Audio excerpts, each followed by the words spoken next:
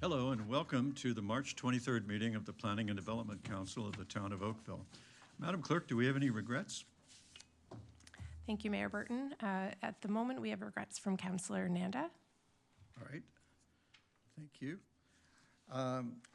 Council, do we have any declarations of conflict of interest? Madam Clerk, I see no declarations. Moving on to approval or correction of previous minutes, can we have a mover and seconder that the minutes of the regular session of Planning and Development session of Council March 2nd be approved? Councillor Dudek and Councillor Lischina, thank you. Any objection? Madam Clerk, there being none, the minutes are approved. Moving on to the approval of Heritage Oakville minutes from February 24th. Could we have a mover and seconder for the motion that the committee minutes dated February 24th be received? Councillor Longo and Councillor Shia, thank you. Any objection? There being none, Madam Clerk, that's adopted. We have one public hearing item, and that is the public meeting report for the town-initiated official plan amendment for North Oakville East commercial study implementation. And I'd like to call on Anna Petrus, our policy planner, to provide a presentation. Welcome.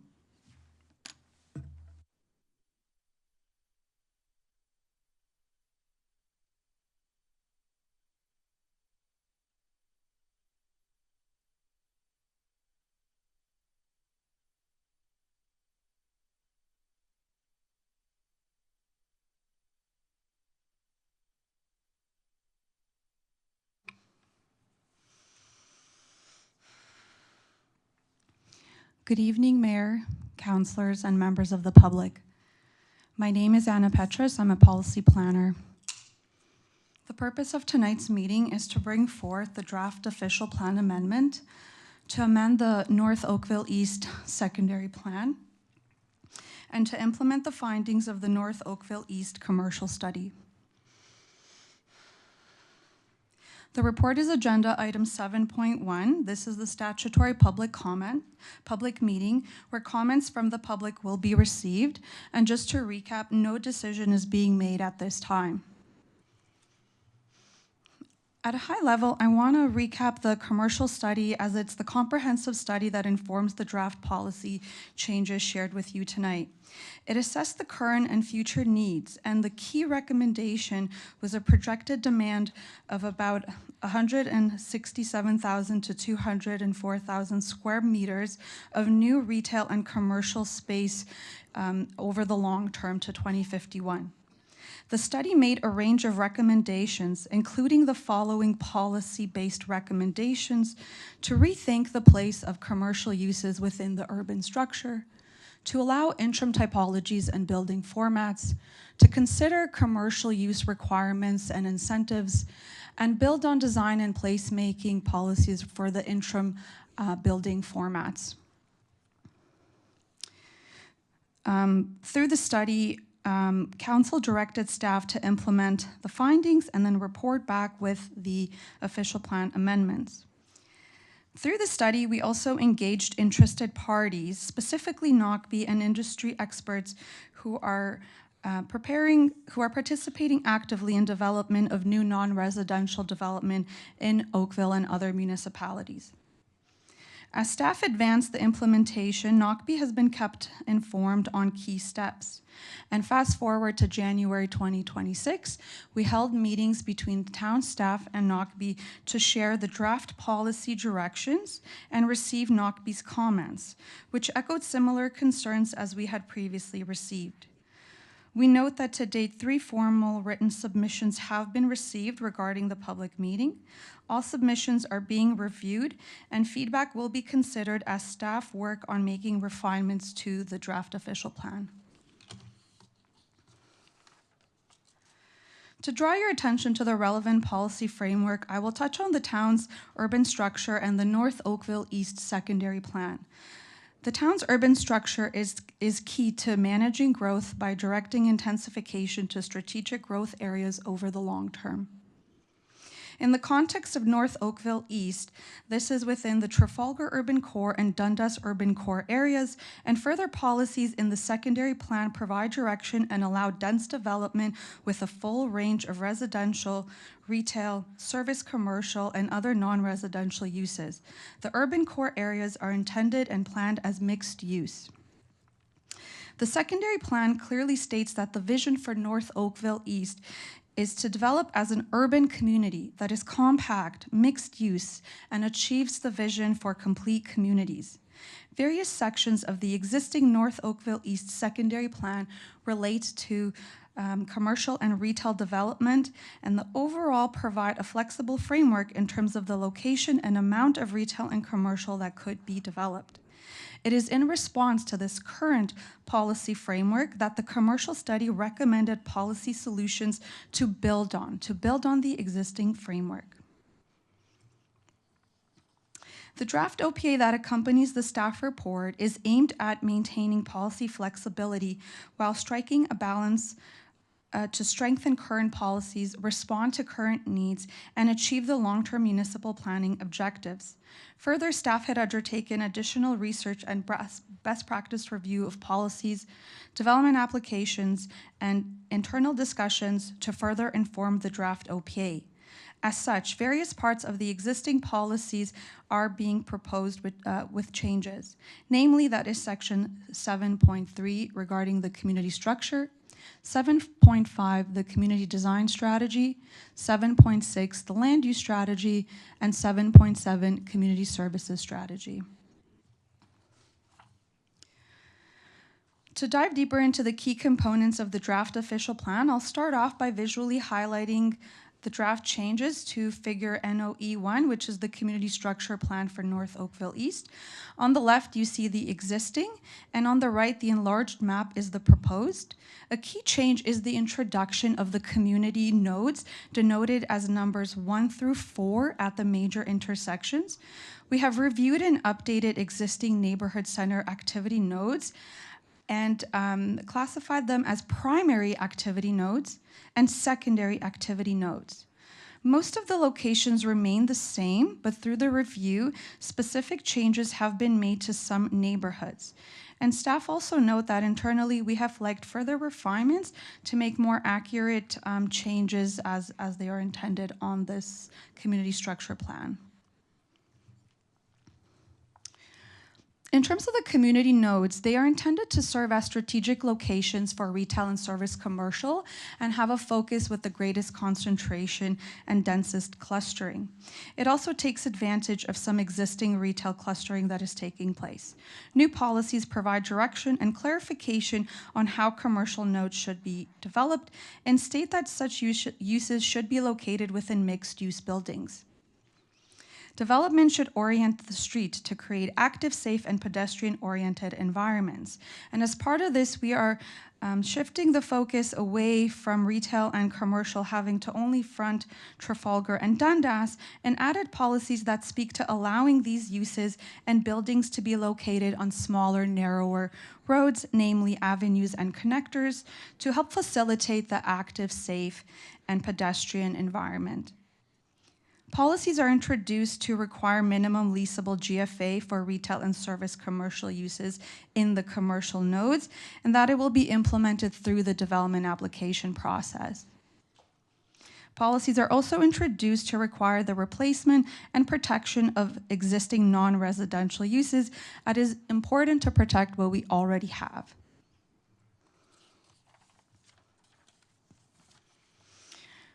For the primary and secondary activity nodes, the draft policies are building on the existing framework, and these existing locations are identified on the community structure map.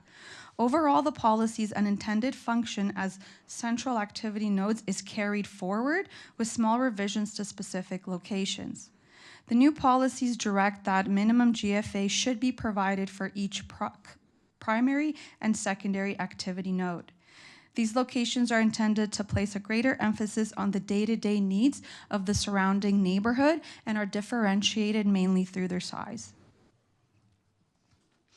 Lastly, I turn my focus to the enhanced policies for interim uses and phased development, which help address the concerns of short-term market realities, but still achieving the long-term municipal planning objectives we have.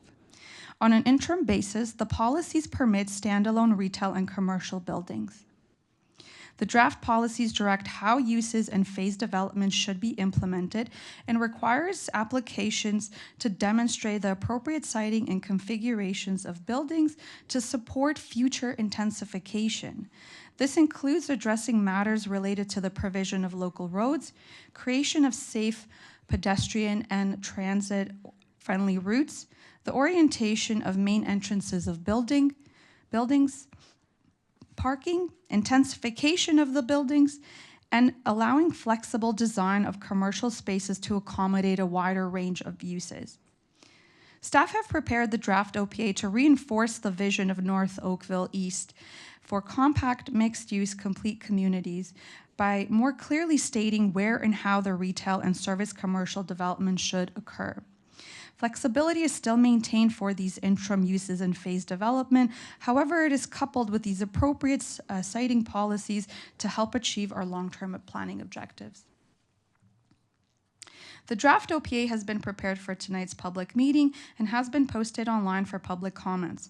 As part of tonight and next steps, staff will receive feedback and proceed to make revisions to the draft OPA. Staff will undertake the revisions and bring back a recommended official plan amendment to Planning and Development Council in Q2 2026. To conclude the presentation, I would like to highlight the report recommendations in front of you tonight as seen on the slide, and I thank you for your time. I'm happy to take your comments and questions now. Thank you. Thank you very much, Ms. Petrus. You have some questions. Let's start with Councillor Xie. Thank you, Mr. Mayor. Thank you for the presentation. A couple questions.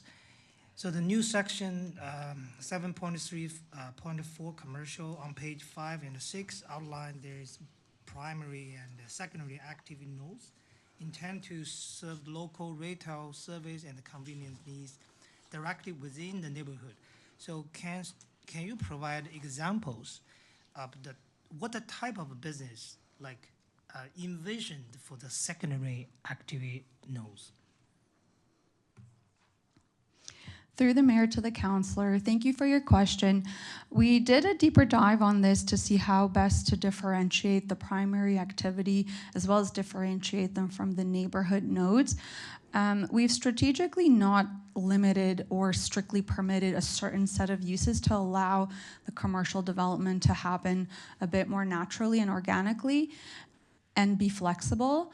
The intention is those day-to-day needs. So could be convenience store, could be, like a laundry, dry cleaners. So it doesn't have to be a specific and one type of use. It could still include the broader use of what is permitted in the zoning in terms of like service commercial uses. Okay. So furthermore, how will our zoning and design guideline protect the residential neighborhood from the potential noise, delivery trucks, and the local traffic associated with this integrated hubs? Through the mayor to the councillor, those are kind of standard elements we review through the development application process. So we would continue to ensure that uses are compatible, that noise and other matters are mitigated, and we welcome any comments or suggestions you may have related to addressing community concerns. Okay. My second question is, the policy require interim use that's within the commercial nodes to demonstrate how buildings will develop over the long term through the intensification plan. So my question is, what the mechanism or timeline will this town staff to enforce to ensure developer don't just building and temporarily single story plaza and leave it over for 5 or 10 years, delaying our permanent mixed use? Through the mayor to the councillor, the protections we can have are really through these policies that we bring forward and how we structure them. The policies right now don't set any kind of a sunset clause or specific limited timeline, but it is there intended that we want this, for the short term interim. So there's no specific timeline attached to it, but the intention of the intensification and that long-term demonstration of its potential is to protect for that future opportunity, say when other factors and other conditions are right, which could include, market conditions to be favorable for those subsequent phases to come online. So we are open to comments around timeline, but currently as prepared, there's no specific timeline to, limit interim uses or how that should specifically come online. Okay, then you mean the short term, so how short it is, 3 years, 5 years, or 10 years? We don't have the idea about that. So through the mayor to the councillor, there's no specific timeline, but definitely by doing this, we would be requiring and hoping that the developers commit to multiple phases and that, say, a standalone building is just for the time being. But that's something we can take back, review further, and try to clarify in terms of a potential timeline and review other policies that may give us direction of what would be an appropriate policy to consider. Okay, thank you. My last question is parking is always the big issue for North Oakville residents. So in this report, there's shared parking for retail and service use. So what is that? So the report identified there's no service parking be located between buildings and the public sidewalk. Given the North Oakville, we still have a very high car dependent. How will staff evaluate this shared parking models to guarantee we don't cause parking shortage in North Oakville again? Through the mayor to the councillor, thank you for your question. We know that parking is a common concern. So this is really just to enable that to happen, and we do have further zoning regulations that specifically govern parking standards for specific uses. So this really just puts a bit of emphasis that there may be opportunities, say for a residential building, to share the visitor component with perhaps related adjacent commercial uses on that site. So you could potentially, through a parking utilization study, determine what is appropriate, how much, how to share, and that information is generally reviewed through our development application process through a transportation study that incorporates parking specifically. So that wouldn't change. That would remain the same as our standard review practices. And this is just at the official plan level to give a bit of a incentive and some direction that we can allow shared parking to happen where it's appropriate. And definitely it would be a site-by-site analysis through our transportation staff. Okay, thank you. Thank you very much. Thank you again for the wonderful job you have done. Thank you. I would love to move the motion after that. Thank you. Thank you, Councillor. Councillor Adams? Thank you very much for the presentation and the report. I appreciate a lot of the work that's gone into this, in particular the effort at trying to require certain amounts of development to happen within the nodes within the neighborhoods. I think that's an important element and something that we've really struggled with over many years now. We recently received correspondence from a number of the landowners and developers in the area, and I wondered how staff imagine treating some of those pieces of correspondence and that input. I noted that within that material, in particular, as an example, on page 39 of 67 of the correspondence, there's a map of it's called the North Oakville East Secondary Plan Existing and Planned Commercial Developments, and it's dated May 2023 by MHBC. And it looks to me like it's got sites listed as being commercial or planned commercial that I don't think are going to happen or will happen. They've been planned as pure residential in some cases. And I wondered, how accurate is this? It's being presented to us by one of the developers, and I'm concerned that it's showing us stuff that's inaccurate. And I want to make sure that staff recognize that. Through the mayor to the councillor, thank you for your question. We've definitely reviewed the submissions, and we will do a deeper dive after tonight as well. I believe what you are referring to is the study that NOCB had prepared in May of 2023, and that was submitted to staff. So that is a report we have considered through the commercial study before. And we do review the locations, which are part of that community structure map in light of current development applications and existing opportunities, which is part of why in some cases we've made those specific changes. So we can definitely do a deeper dive, and if there's anything specific you'd like to share with us, we're welcoming those comments and further review the mapping that they're sharing with staff. Okay, I just want to make sure that it's accurately considered and not taken at face value. The second part of that set of submissions is I will generally describe as a desire to be able to build commercial plazas, which is not in keeping with the vision for North Oakville. And I think that's clearly identified within the material that you've put forward. And I want to make sure that we have a method that we think is viable in terms of bringing forward things like grocery stores and other retail activities that we think we need for a complete community without creating these large parking space kind of areas that they clearly show in plazas like the Clare Place Guelph Plaza that they show and the Milton Plaza in Milton with the Freshco, which are I would say historic types of commercial plazas that are big box style format. Am I correctly portraying the difference between what we're trying to do and what they're pushing? Through the mayor to the councillor, in summary, yes, the material that is part of that report demonstrates, a traditional big box standalone single-use type of building with surface parking, and the direction of the official plan amendment is very much in line with more, compact mixed-use development, and, would hopefully move away from that model and give that specific and clear direction for mixed-use buildings. The location of these retail and commercial uses within, the podiums of mixed-use buildings. We are intentional in making those revisions to the policies to direct retail and service commercial to mixed-use buildings. So that is very much in line with where we're headed, and that's reflective of the current policy framework and also the directions of the commercial study. Okay, thank you very much for those answers. I feel good about the fact that we're in alignment on that vision.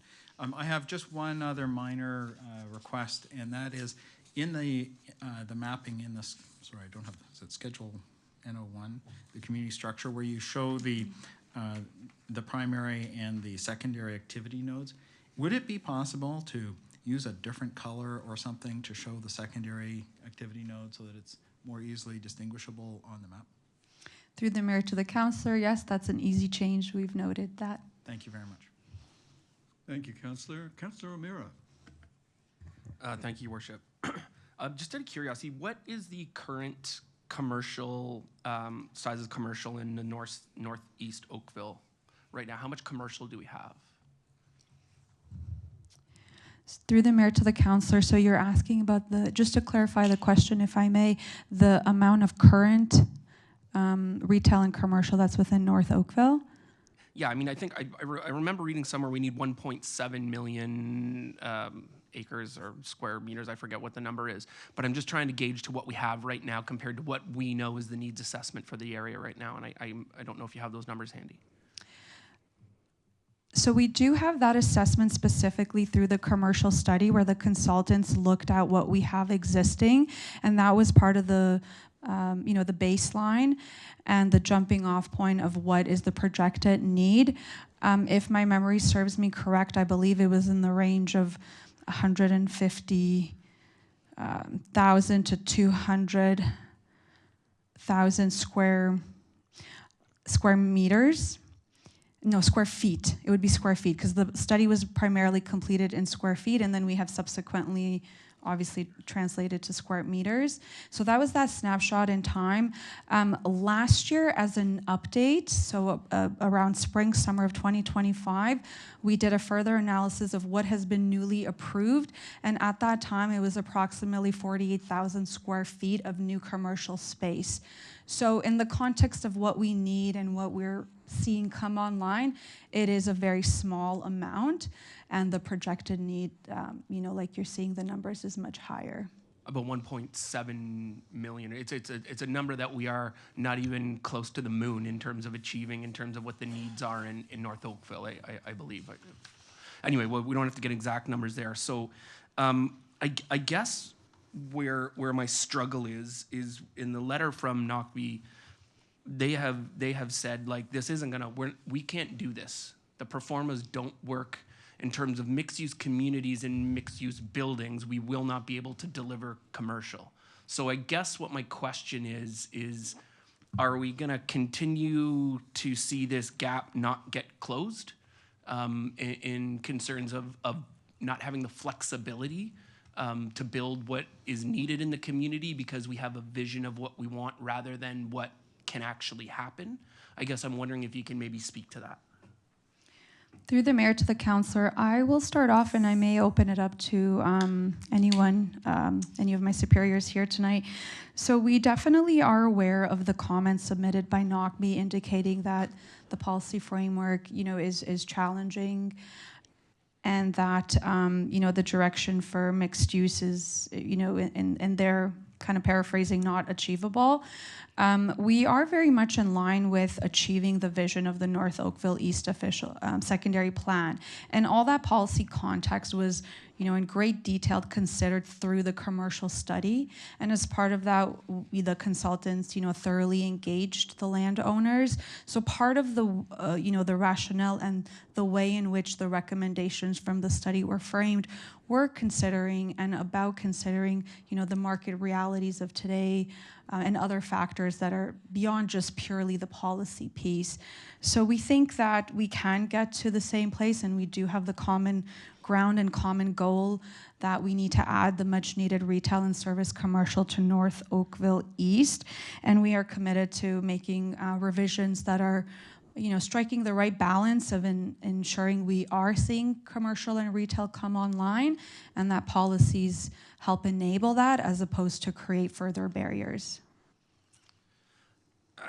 Okay, I like our normativeness. We're committed to building commercial. I think what the disconnect from what I'm reading is that's just not the reality from what they're saying. And I guess, did the consultant talk with the Metros and the Fortinos and the Sobeys, and they say we could, the one node, I think it's 350,000 square feet we're requiring at Trafalgar and Dundas.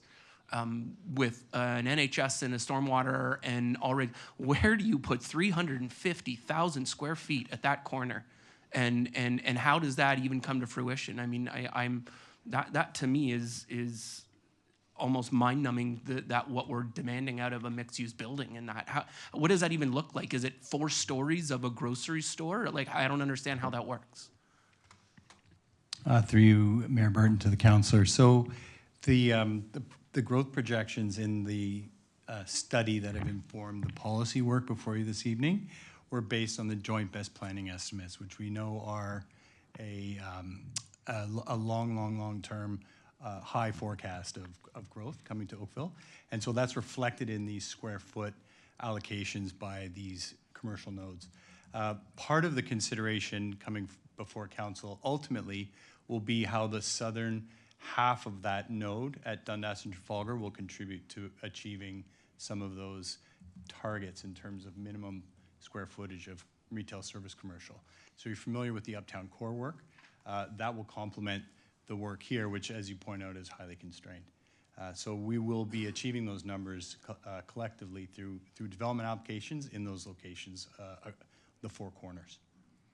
Okay, yeah, we might be circling back on what best planning estimates and numbers are, seeing how it's the first time last year we've declined since 1867 in our population. So I think, trying to plan out numbers that are moving at a pace that I don't know if we have the flexibility we're building into our plans to allow that. And my worry is we are going to continue to constrain the people in North Oakville who want more commercial, who need more commercial, and we are putting handcuffs on the sites because we're not giving flexibility enough to deliver the commercial that everyone in North Oakville deserves to have, as much as everybody down in the south has plazas and corners and metros and grocery stores all over the place, that we're limiting that. And I guess my request would be for the recommendation, sort of when it comes back, and no matter what it looks like, it's just that, you know, those people deserve a grocery store, and whatever the OPA comes back, you know, it's got to show how the policies will actually get it built, rather than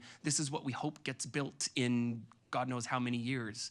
And I guess I just leave, maybe if you can point to another area that has done what we're doing, where the mixed use is per building, not per community. Is there a place that we can point to in our somewhat size comparative where that policy went in place over there and it worked and they built it and it came to fruition? If you can maybe include that in the recommendation report, I'd like to see some proof of life before we go out on a limb here. Thank you, Your Worship. Thank you, Councillor. Ms. Petrus and Mr. Bigger, perhaps this is a time, for the sake of the public, to explain, did slide 9 indicate a interim measure that you were contemplating? That I know it drew some criticism from this side of the room. Can you explain how that fit into this, or if I even understand correctly that was supposed to give some incentive to the retail uses that we're looking for? To the mayor, so I think you're specifically referring to the policies for interim uses and phase development, right? Just to clarify, thank you. So we are intending that to allow development to happen in a more traditional, that standalone single-use format that the development community has echoed is, you know, from their perspective, what is realistic and achievable in North Oakville. So those interim use policies allow that to happen, but we also want to be mindful that we don't want that to just go in and be there as the permanent, you know, long-term type of development. We would still like to see the intensification of those lands. So those policies are intended to capture sort of the market realities of today and help strike that balance of how the development community would like to see some of that happen. And I don't know if that helps answer the question, if there's anything else to add, but I think that's really the core piece, is to not preclude it from happening unless it's a mixed-use context, and to allow for that standalone to happen today, should the developers, you know, come forward with a, you know, specific proposal on a specific site. It can happen through these interim policies. I think it's a very good answer, and I'm looking forward to the discussion and the recommendation report of the timelines and the possibilities of success from this interim measure, along with some commentary on the submissions by NOCB.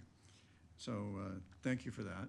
I was afraid that the slide 9 interim uses was might be getting lost here. So thanks very much for that. And Councillor Knoll is next. Thank you, Worship, and thank you to staff for this presentation and the report. Very aspirational numbers here. Very clearly, certainly hearing some of the things I've been talking about and wanting to make sure that there's appropriate commercial and retail space allotted in particularly mixed-use buildings. But I do have a question about that. I see the 14,800 number, which NOCV is saying is difficult and impossible, but I like the number. My question is that are there any policies that can be put in place to make sure that that number is allocated, or that square footage is allocated in such a way that the space is actually usable and not subdivided into spaces that become basically impossible to use for the retail that we desire and our communities desire, such as groceries, et cetera. 14,800 will get you a couple grocery stores, but if it's not allocated in a floor plate that will support that kind of use, then it almost becomes unleasable or will, again, end up being offices and professional offices and not the retail services that our community seems to desire. Thank you, Councillor, and through you, Mayor Burton. One of the things that we're working on currently is actually some design guidance that is going to help specifically to address the mixed use, because what we tend to see is a residential building and the leftover space at grade they will allocate to retail. What we're trying to do now is we're trying to reverse that. Design for the retail, the service commercial first, and then you can put the residential above. The challenges that we have, where do you put your loading? How do we make sure we have the right access, hallways and stairways, et cetera? If there's underground parking, where are people coming out? How are we dealing with events, et cetera? It's also the depth that we're looking at for the retail to make sure that the depth of the bays is sufficient, that it can actually have functional retail in there. I'm not getting too specific in terms of demising walls and things like that, but looking more towards the minimum amount of GFA that might be needed for a retail unit to be successful, and then working with the architects on the other side to make sure that it's actually going to be a viable product. So we're working through that right now so that as these projects come on stream, we have something a little bit more informed that we can share then with the other side. That makes perfect sense, and I appreciate that answer very much. I do recognize that the demising walls and the location of them are not as important as things like depth, spans, et cetera. So well done on thinking that through, and I look forward to seeing that plan. I want to turn to another issue that I've raised a few times, and I know it came up when we were talking about one of the developments in Bronte, and that is this notion of public realm access to retail and service places or service businesses. We've seen it in Uptown Core where great plans are put in place to ensure that there is street frontage and street animation of our businesses, our retail stores, et cetera, along the streets, and it's designed that way. But when it comes down to the execution, they end up turning the front, what's supposed to be the front doors into the back doors, and it becomes a traditional style plaza, or it becomes something that only provides internal circulation within that particular community. Are there policies, are there policies or design guide elements that can be applied so that we can ensure that we can enforce the street animation that, again, the community so badly wants? Through the mayor to the councillor, thank you for your question. It's definitely something we have been thinking about as well, how to make it actually happen on the ground.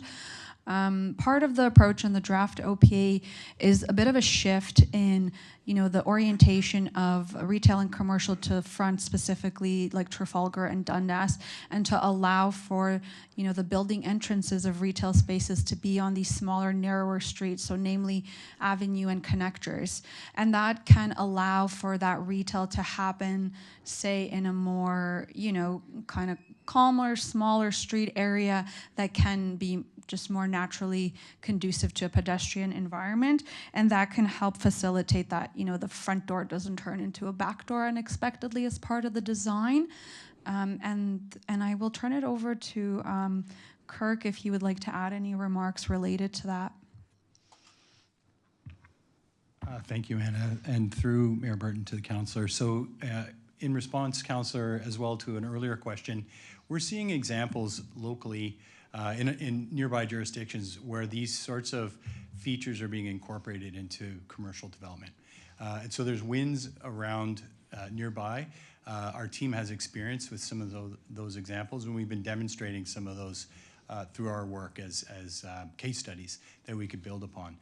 So a lot of it comes down to, as Anna was mentioning, the location, the street orientations, site-specific details, but we work to try and provide that activation and that animation at the street edge for pedestrian access at every opportunity. You win some, you lose some. We all know the ones that aren't working so well, but we're always going to be challenging our development community to achieve better. And as I mentioned, there's good examples taking shape nearby. Thank you. My last question or point is sort of piggybacks on something that Councillor Shea mentioned earlier in terms of the parking. It seems to be that's the bane of the existence of a lot of these mixed-use mixed-use retail and service-oriented properties where the parking almost seems to be an afterthought for the commercial aspects. And I heard you, and I see in this document there's some provision, or there will be provisions for allowed shared access between residential potentially and retail uses, and I'm concerned about that, and I'm wondering how you're going to address that to ensure that there is adequate parking, it's not an afterthought for these retail spaces. Because a lot of these retail stores, particularly in a lot of these live-work units and some of these mixed-use buildings, retail on main floors of residential buildings, they fail because the customers, potential customers, have no place to park. The spaces are filled up with visitors from the residential building or second parking space that the condo has leased out to residents in the building who have multiple cars. So how can we address that to ensure the long-term viability of this retail space? Through the mayor to the councillor, thank you for your question again. I just wanted to note that the new policy we're introducing under the community design strategy really just speaks to the opportunities for shared parking for the retail and service commercial development. It doesn't specifically address matters of, access. So to kind of build on my earlier comment, these are things that we would normally consider through the development application process, so we can definitely do a deeper dive on the parking and give more consideration to what are our current practices and maybe opportunities for refinement. I think that'd be a worthwhile exercise. I do know that I've seen stores come and go in various communities, particularly around some of the live-work units that just have no dedicated parking for retail. People open up these businesses with great intentions, great services, great businesses, good food, whatever the case is, but they fail because the customers can't park within a reasonable distance of the venue. And I think that that's something that we really need to make sure that we're establishing in policy. So I appreciate that response. I look forward to more information. Thanks again. Thank you. Thank you, Councillor. Any others?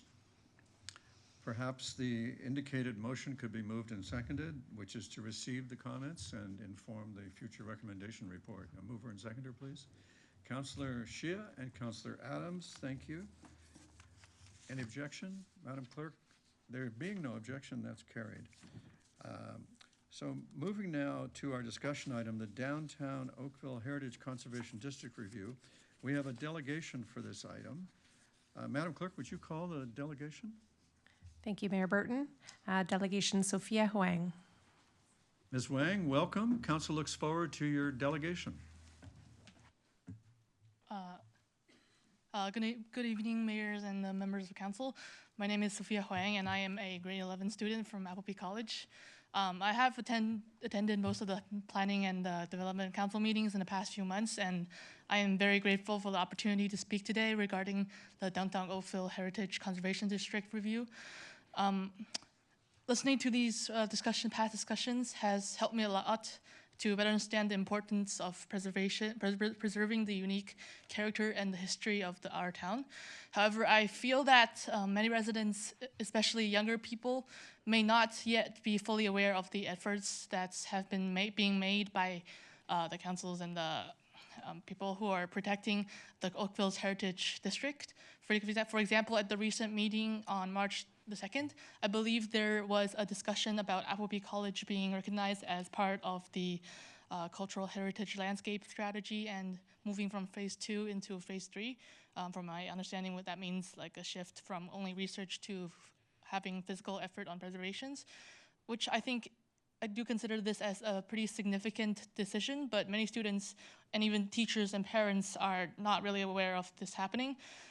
Since from what I've been observing, it is not really an active topic. So I think this shows that important heritage-related decisions are not always reaching to the younger communities, especially. And that's why I believe that there is an opportunity to improve awareness within them. From me, as a student, from a student perspective, I believe there is an opportunity to share these efforts more widely. For example, the town could consider organizing permanent or traveling exhibitions in public spaces, such as libraries or community centers, where residents of all ages can learn about the history and significance of the Heritage District. Additionally, introducing smaller educational programs or displays into schools could help students to understand the city they live in and why certain areas are protected, and especially what kind of architecture it's being protected to. By making this information more accessible and visible, we not only preserve buildings, but also strengthen the connection between people and their community, especially for the next generation. And thank you so much for your time and all the work you've done to enhance the heritage of Oakville. Thanks. Ms. Wang, thank you very much for the trouble and the time you took to bring your comments to us, and we appreciate your interest. Thanks. Thank you.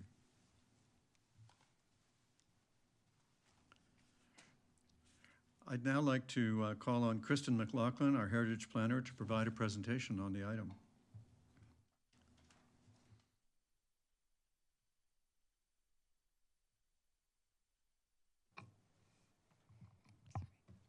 Thank you, Mayor Burton and members of council.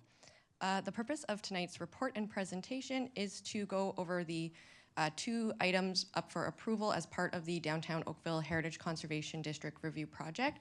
And that is the updated inventory sheets for the properties in the district and the revised plan and guidelines in its final form. This does come out of the data-driven review process of the Heritage Conservation District that staff have developed through Section 6 of the current Downtown Oakville HCD Plan and Guidelines, which again is the guiding policy document for the district. This project was conducted in the second half of 2025 and has been previously presented at Council and Committee for feedback from January to March of this year. Council last saw this information about the project at the January 19th Planning and Development Council meeting. Since then, engagement has continued and the final documents for approval have been refined where needed.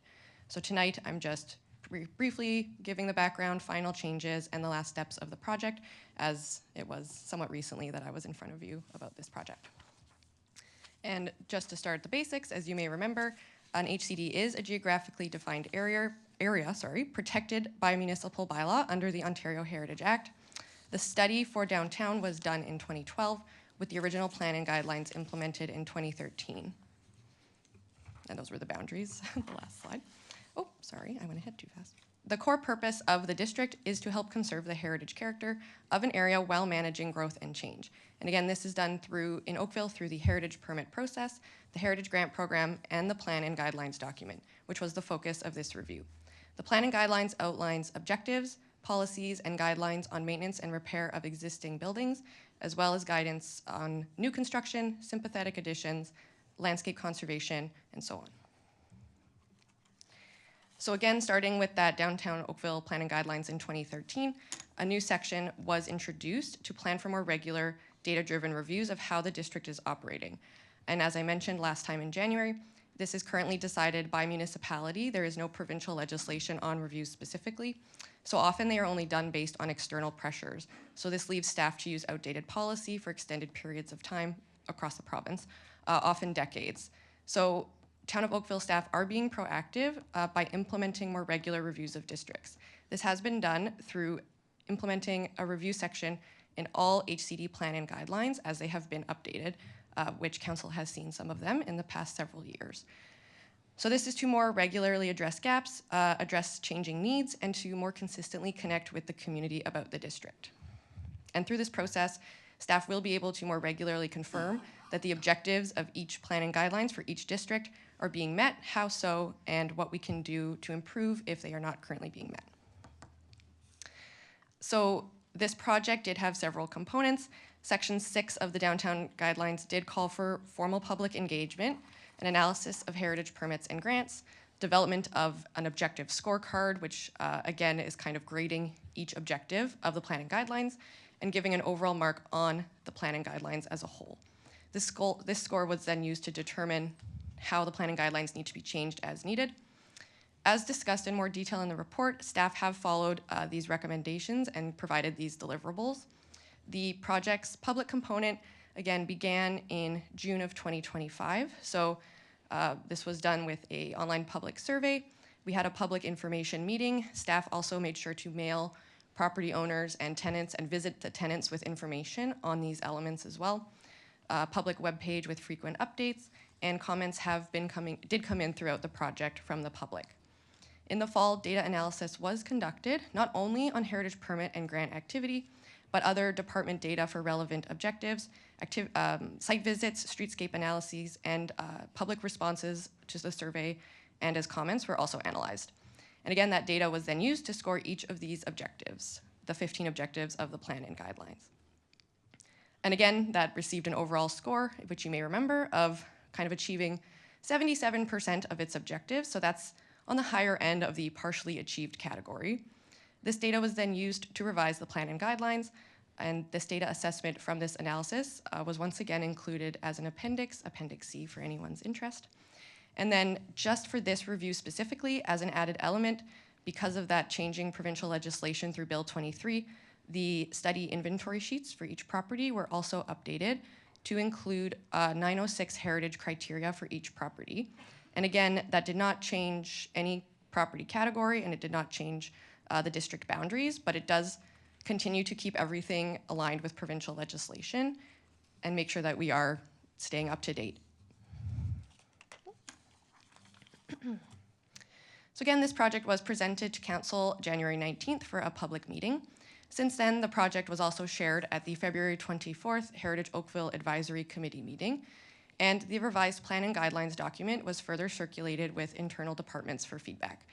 And there have been no further comments from the public received through this project. So in the report and the attached plan and guidelines, you can see how comments from the last several months have been addressed. From the statutory public meeting, we do address in the report how the gateway feature will potentially be addressed in the future. We did manage to include comparison data for other heritage conservation districts contributing property percentages, just not Trafalgar Road because that's currently going through an update. Impacts from the Bill 23 and what was previously needed by the Ontario Heritage Act, updated urban forestry data, and further information about financial considerations and public engagement as part of the project. In terms of internal department comments, we received mostly technical comments on elements for the right-of-way, transportation, traffic operations, and urban design comments based on the 2019 streetscape project that took place downtown as well.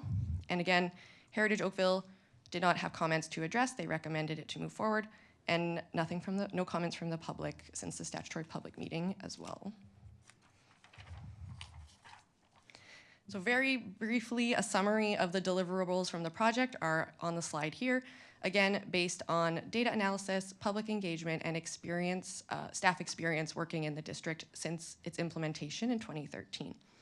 For the inventory sheets, again, no status changes to properties. It does include now the relevant criteria for each property and does give a bit more detail for users of the document, property owners, and tenants as well. The plan and guidelines, again, has only seen several technical edits since you last saw it from the statutory public meeting, which I just summarized. And then on top of that, just from the last meeting, it does include updated terminology, an updated outline of the heritage permit process and how to use the guide, updated guidelines section to be consistent with building typologies, incorporating details from other projects and plans that have happened in the town since 2013, and updating legislation and bylaw references, among other minor revisions. And kind of the last deliverable or the main component at this stage of the project is the amending bylaw. So that's bylaw 2026-047, and that is to amend the existing HCD bylaw to include this updated plan and guidelines document. And once that's approved and passed, this document is then posted on our Heritage Conservation District website, as well as the updated study sheets for the public to use, for owners to use, for anybody who's interested. It will be available through there as well. So in summary, staff have conducted our first kind of official regular review of a heritage conservation district using this more data-driven kind of process. Overall, the project has went well. It's given us helpful data, not only on how the district is performing against its objectives, giving us quantitative numbers like 77%, but it's also showed staff, more information about heritage permits and grants and how they're being utilized in the district, and what operational adjustments can be made to make sure the district continues to operate well, and that includes, as our delegate noted, raising awareness being a key kind of deliverable that came out of this study as well. So again, it's also created those updated inventory sheets and the updated plan and guidelines document. So it is suggested, therefore, from this, that similar data-driven reviews do continue for all of our districts based on their specific plan and guidelines policy. Staff do aim to continue to create an efficient and consistent heritage conservation district review process that creates stability for the public and for staff, for anyone interested in the heritage conservation district. And for downtown specifically, a window of about 5 to 8 years is recommended at this stage, just to kind of allow for data to accumulate and allow for more thorough analysis. So at this point, the staff recommendation is that the revised inventory sheets attached as Appendix A be adopted, and that Bylaw 2026-047 to amend Bylaw 2013-004 to revise the Downtown Oakville Heritage Conservation District Plan and Guidelines be passed. So that's it for me tonight. Happy to answer any questions. Well, you do have some, and I just want to lead off by saying it feels so great to know that the youngest Heritage Conservation District for the oldest part of town is still passing the test. Councillor Duddick? Thank you, through you, Your Worship. The one question I have relates to 162 Lakeshore Road, and that's the old Oakville Inn Hotel. There's a sign affixed to the roof of that building, and I know it's contemporary in your assessment. My concern is that sign. It should be captured in some respect to protect it, because it is a well-known sign within the downtown core. Now, I don't know whether it would be the responsibility of the owner, or can you designate just a sign, is what I'm asking. Just from the standpoint, I looked at the signage on page 248, and it seemed to be more directional and sort of to do something, but it didn't capture the heritage component.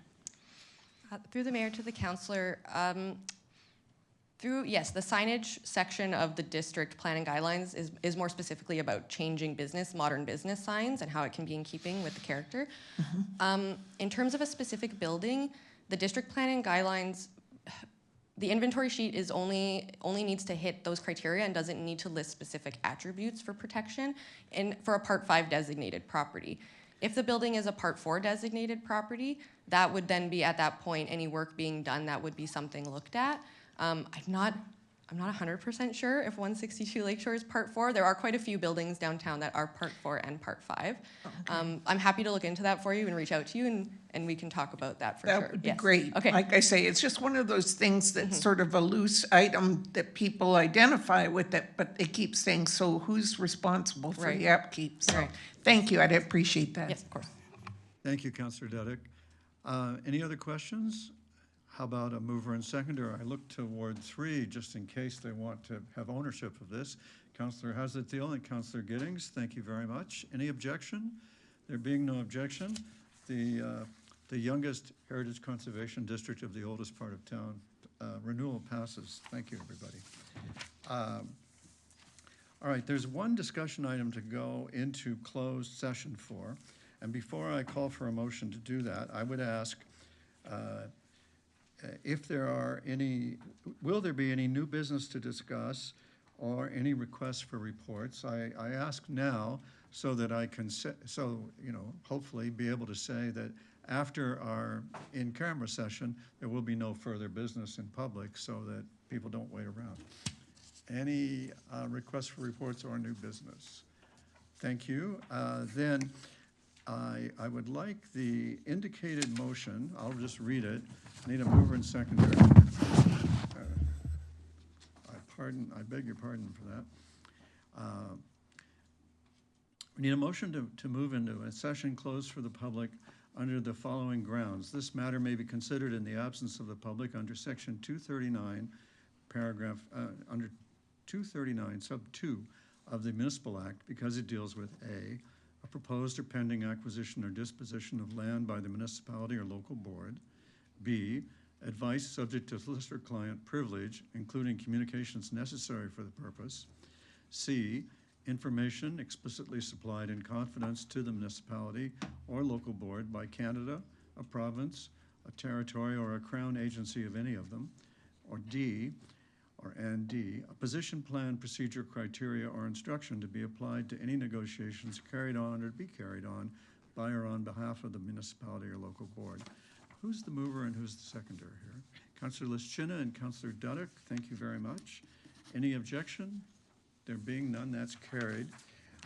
We will have a little technical break while the technical people set us up for that session. And why don't we aim to reconvene in 5 or 10 minutes here. All right, hello. Council is back in public session, having met in a session closed to the public for a matter that may be considered in the absence of the public under Section 239, Sub 2 of the Municipal Act, because it deals with a proposed or pending acquisition or disposition of land by the municipality or local board. B, advice that is subject to solicitor-client privilege, including communications necessary for that purpose. C, information explicitly supplied in confidence to the municipality or local board by Canada, a province or territory or a crown agency of any of them. D, a position, plan, procedure, criteria, or instruction to be applied to any negotiations carried on or to be carried on by or on behalf of the municipality or local board. And we now have a motion, public motion, which we're going to have a recorded vote on, that the confidential direction provided in the report from the Office of the Mayor dated March 20th, 2026 be approved. Madam Clerk, would you call the vote? Councillor O'Meara? Sad day. No. Councillor McAneese? Nope. Councillor Duddick? No. Councillor Chisholm? Yes. Councillor Haslett-Thiel? Absolutely not. Councillor Giddings? No. Councillor Elgar? Absolutely not. Councillor Longo? Yes. Mayor Burton? Yes. Councillor Noel? Yes. Councillor Grant? Yes. Councillor Adams? Yes. Councillor Lischina? Yes. Councillor Shi? Yes. Carries. And council, that carries.